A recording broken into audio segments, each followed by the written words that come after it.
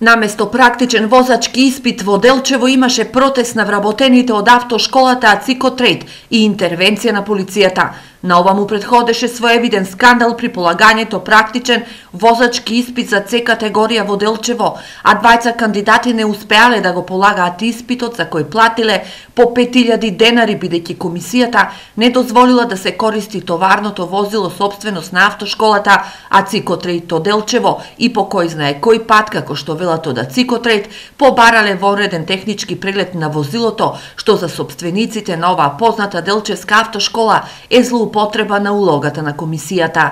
Комисијата не дозволи со нашето возило да се изврши полагање.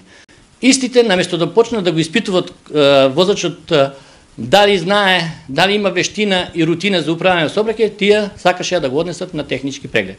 Јас, бидејќи сознав ситуацијата, беше ми најавено што ќе се случи, не дозволив возилото да го носат комисијата на технички преглед, бидејќи истите немат право. Во знак на револт, бидејќи ваков скандал им се случува по 5 пат последниве 3 месеци, вработените од автошколата и сите нивни возила го блокираа патот до станицата за технички преглед во Делчево, при што интервенирала и полицијата.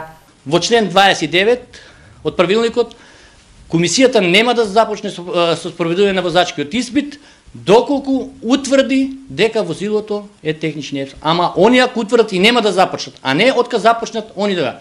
Возилото на технички преглед има право само да го однесе овластено службено лице и тоа ако сумја лицето, а не ако утврди, и ако сумја. За Арсов овој начин на постапување на комисијата има лукративни цели.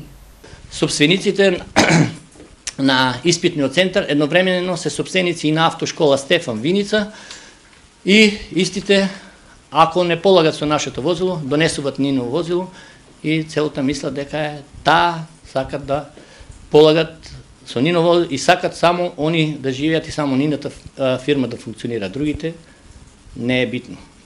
Цикотрейд 20 години работи во Делчево, има 7 вработени, 6 патнички возила, 1 камион, 1 мотор и 1 автобус. И се тоа што се случува оди на штета на угледот на фирмата, но и на кандидатите.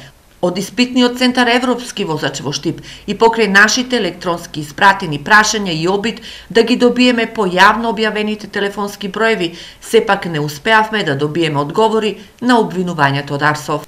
Од СВР Штип денеска информира дека работат на целосно комплетирање и документирање на случајот.